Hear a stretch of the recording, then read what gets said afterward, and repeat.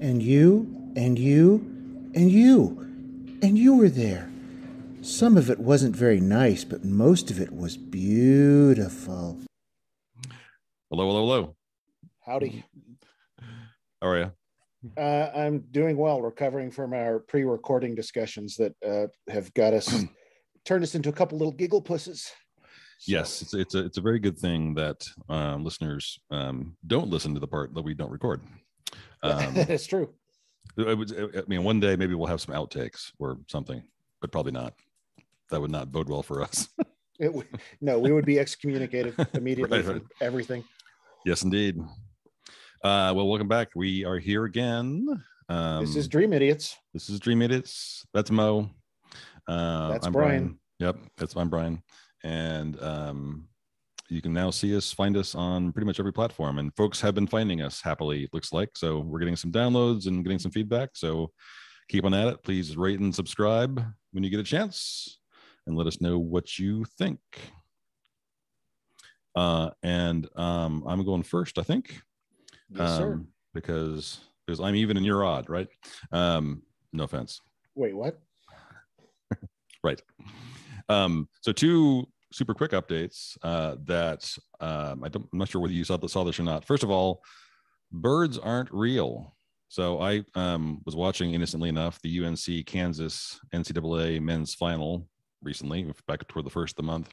And there was this college kid. I'd never heard of birds aren't real before, 5 weeks ago.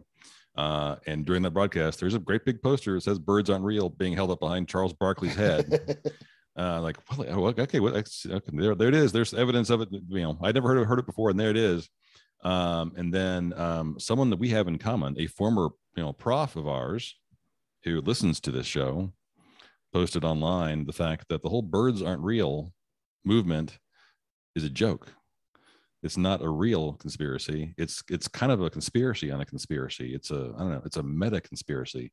This college age kid came up with an idea. I'm gonna put out this completely nonsensical horseshit theory and see if I can get crazy right-wing crackpots that are QAnon types to follow it. And it worked. It's all complete nonsense. And so they're actually having birds aren't real movements. There actually is the other thing I saw about, there's a birds aren't real billboard in Williamson County, not far from where I live.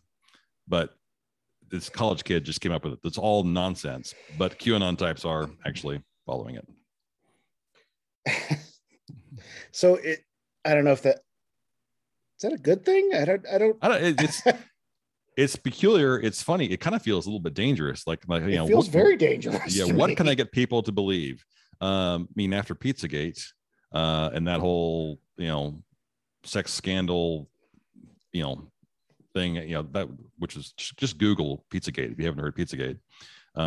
It's way bonkers than birds aren't real. But yeah, it's kind of funny, but it also feels a little bit like kind of gross. Well, it gets back to our the episode on Hadley Cantrell and critical thinking skills and how people approach media messages. So yeah, exactly. Yeah, kind of scary. Another one was the Alex Murdaugh story.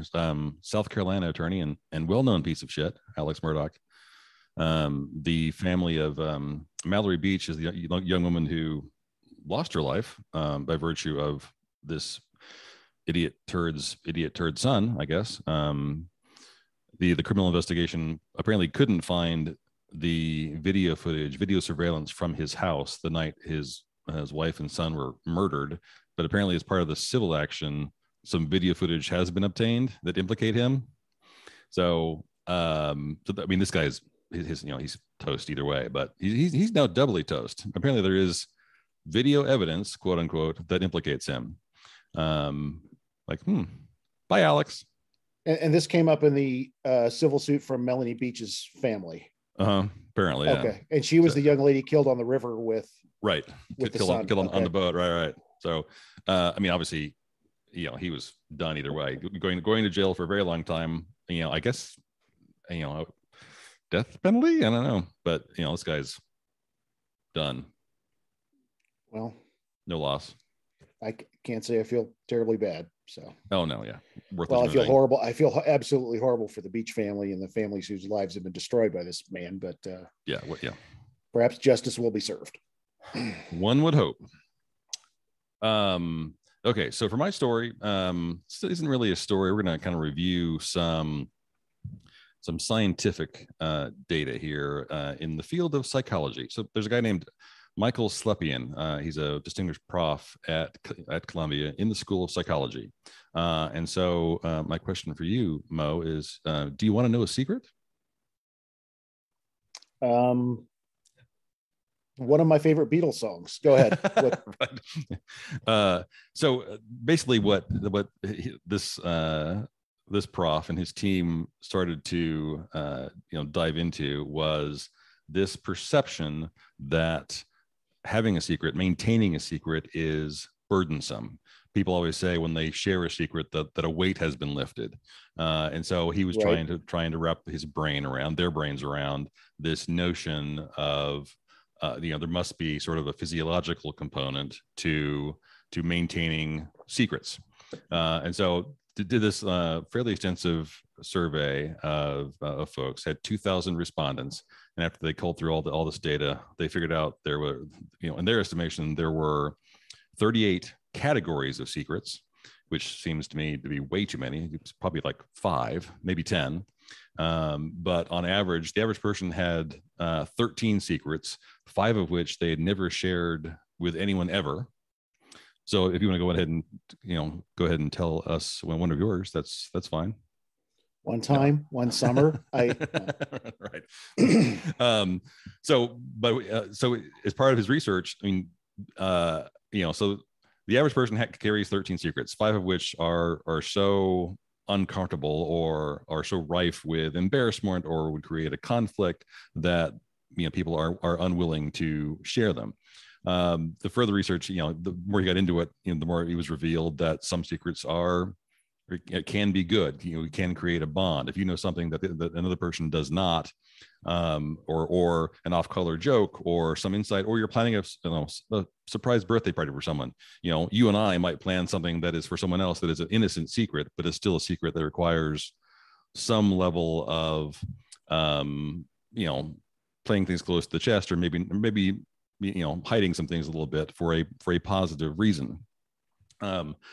But obviously, what was clear in this research is that many of these secrets are quite burdensome. I mean, this is an example where the English language actually does a good job of reflecting the reality of the situation, because people have referred to secrets as being burdensome for decades, maybe centuries. Sure. It's an absolutely spot on, spot on analysis. So folks that are in this pool of respondents, definitely, of those that sort of subjectively indicated they were carrying heavier secrets, there was a direct correlation with physical activity. So some of them were asked to basically play cornhole, and those that did would consistently overshoot the hole. When asked to appraise the height or severity of a walk up a hill, it was always much harder and much further, would require much more work, and they didn't want to do it. And those that were more free and light and didn't carry secrets, didn't have these same issues. The research sort of further revealed that if you were an introvert, it was more likely that these issues would be problematic for you. If you had more time in your hands to be introspective and think about the thing the secret that you were carrying, it became more front of mind and became more of a problem. If you're more of an extrovert or had some crazy busy life, you're much more able to sort of set it aside and have it not be something that was problematic. And then folks that tested, if you're narcissistic and self-involved, it's pretty easy to set some secrets aside because you don't care about the feelings of others, and so it's pretty easy to set aside. So, but all this stuff was, essentially completely subjective. And so other researchers at other schools, kind of dove into this as well and started doing some research on their own. And it turns out that many of them had a hard time sort of replicating these initial findings. And what seems to have turned out to be the case is that there is a sort of a subtle distinction between having a secret and maintaining the secret, I guess. This is the thing when I was reading this stuff, it's kind of hard to understand what that meant. And the best example I could sort of come up with is that if you are a diehard lefty Biden voter and you come from a family of Trumpers, you might choose to live a long way away from them, so you don't have to deal with them. Being in close proximity to them and then having to pretend like you're also a Trumper is when that secret becomes burdensome to you. But if you're able to set it aside and not have to, actively in a front of mind sort of way conceal this, it becomes much easier to bear. So I thought that was sort of an interesting, very, very subtle distinction. But in the scope of secrets and things that are maintained, I mean, you and I both listen to, I know, a variety of other podcasts that talk about true crime and those types of things, and there are just tons and tons of them where some awful crime has transpired, and invariably someone calls their family member to come help them deal with a dead body or something, and they do it. And I think criminologists indicate that this is the case, or those in law enforcement, that when they have folks that have committed a crime, the second they admit the crime, if they're in custody, the moment they admit, they acknowledge the crime and indicate what they've done, they then relax a whole bunch and put their head down on the table and fall asleep. Sure. Yeah, but prior to that, they're angsty and they're pumped up. So just an interesting little combination of things out there that secrets are definitely a mixed blessing. And I, for one, I when reading this, I kind of actively thought through, like, what things have I been told over the years that do I have 5 big, deep, dark secrets? I don't think so. There have been a couple occasions where people were like started to tell me something. I'm like, no, you don't want to tell me that because I won't keep your secret. Because I flat refuse to do so. But it's interesting little field of study that I thought was interesting and worthy of sharing. It also kind of harkens back to like common folk wisdom. This idea of a trouble shared is a trouble halved. We've heard that saying before. Oh, yeah. Right? Yeah, yes. That's exactly it. Right. Yeah. And you also see it like, think of the exodus of folks who were forced to live in the closet, say, and their exodus to New York and San Francisco. Right. Not having to keep that secret anymore. That is very interesting in terms of like this idea of, I guess, keeping a secret versus, how did you phrase it? Keeping versus maintaining?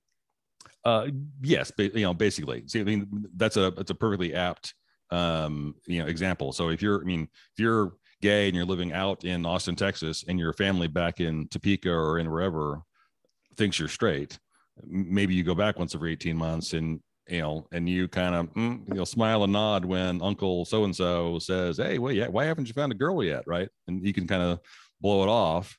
Well, I just haven't found the one yet, because because it's a secret that they are not going to be able to tolerate.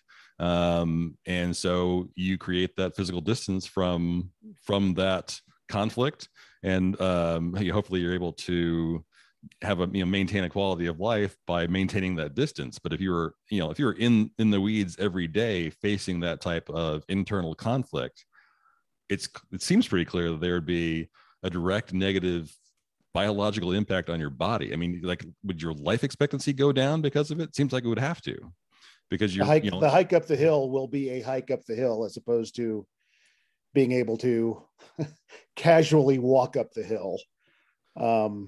Right. Right. I mean, everything is harder. Everything's more burdensome. Your blood pressure has to be higher. Your cortisol has to be high. I mean, everything. I mean, everything goes wonky, probably. I mean, obviously, I'm not a doctor. I'm not claiming to be, but it's just interesting that there is such a direct, at least subjective connection among these folks. And I do know that as someone who has